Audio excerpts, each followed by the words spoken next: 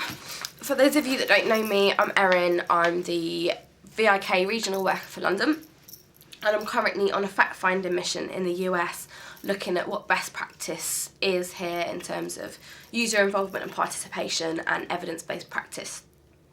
And when I was thinking about kind of how to make the most of this visit and to kind of involve VIK as much as possible, I came up with a really clever idea of doing video diaries throughout my trip.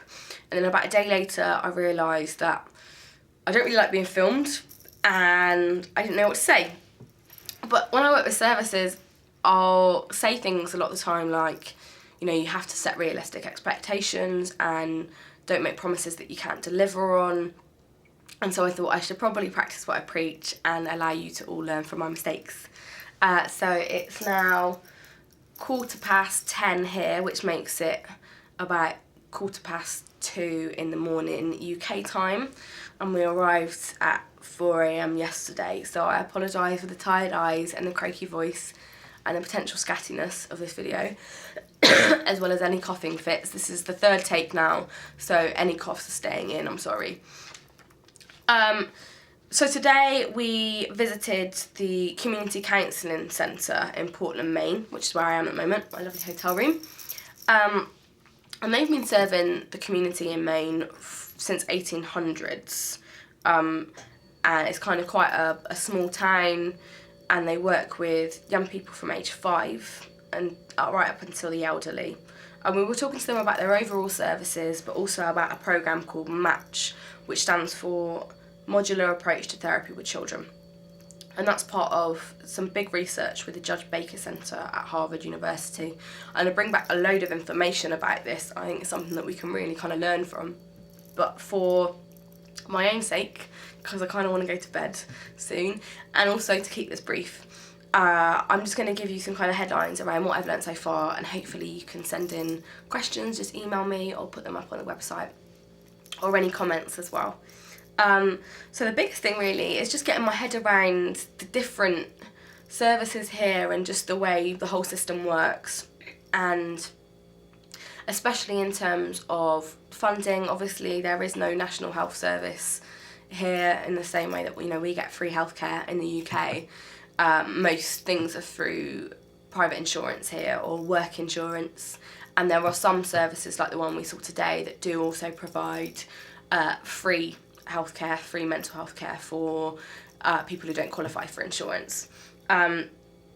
So kind of some real negatives, I guess, and make me feel really appreciative of the NHS. And the flip side is things like the service that we were visiting today accepts referrals from anywhere. So a young person can self-refer, or they could be referred through a friend or a parent or a school or another service. You almost got the kind of the picture that you could, write a referral on the back of an envelope and that they'd accept you. It's not quite that flexible, but a real open door policy, I guess. And some of the learning's the same, throughout all the differences. So things like the learning that we have around how to embed participation. A woman reflected today when she was talking about the change that they're trying to kind of develop through the MATCH programme, and she was saying that to affect this kind of change, what you actually have to do is work with everybody who works in the service. So not just the clinicians that are going to be delivering to young people, but to service managers, to directors, to support staff, so that everybody is kind of involved in cultural change rather than it just being another process. And also one of the clinicians that I was speaking to today, again talking about the MATCH programme and how it's a fantastic process by itself, but how successful it is, it's really down to individual clinicians. And he was kind of saying that it's about how flexible they're able to be and about how much they embrace it, which again I know is kind of similar to the experience young people have in the UK and to that we have in terms of trying to develop participation. The biggest thing I've learnt so far, bizarrely on a trip that's about finding out about user participation, is that there is no such thing as user participation in this part of the States at least.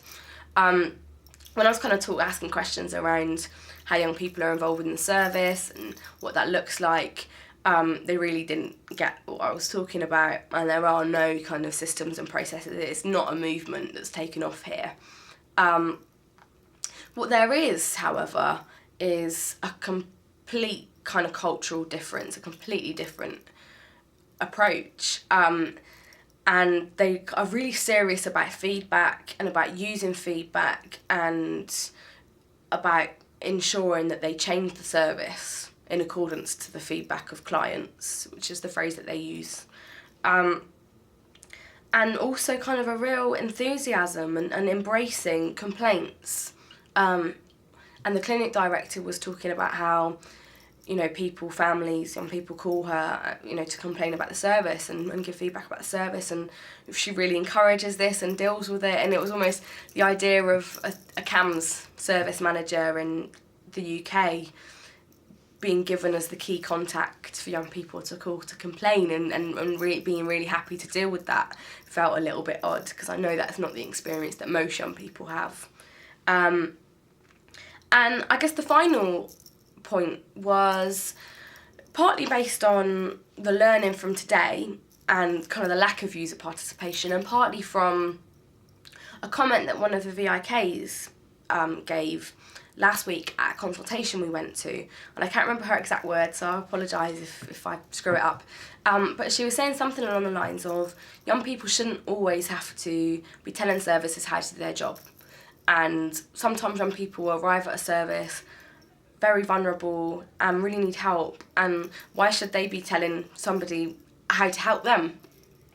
And it kind of made me think, how do you get the right balance? Because actually some of what I've seen today, although it's not been participative in the way that we understand, and there hasn't been shared decision making, and young people aren't involved in recruitment or delivering a service, designing a service, what there has been is some really good care and some really good outcomes and some really good processes for, you know, the little things that count, which is what the Closing the Gap is about. So clinicians picking up on non-verbal cues and checking in with young people and ensuring they're on the same page.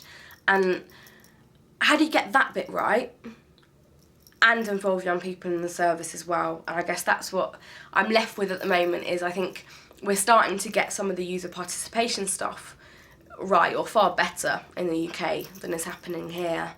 And I think there are cases where the care is better, but what's here is kind of a great model for care, but they don't see the need for user involvement. So, massive learning experience so far. I hope this is interesting, and I haven't babbled too much.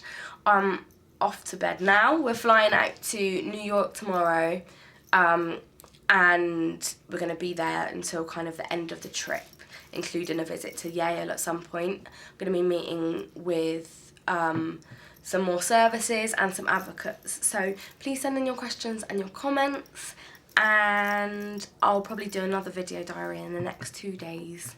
Okay, bye.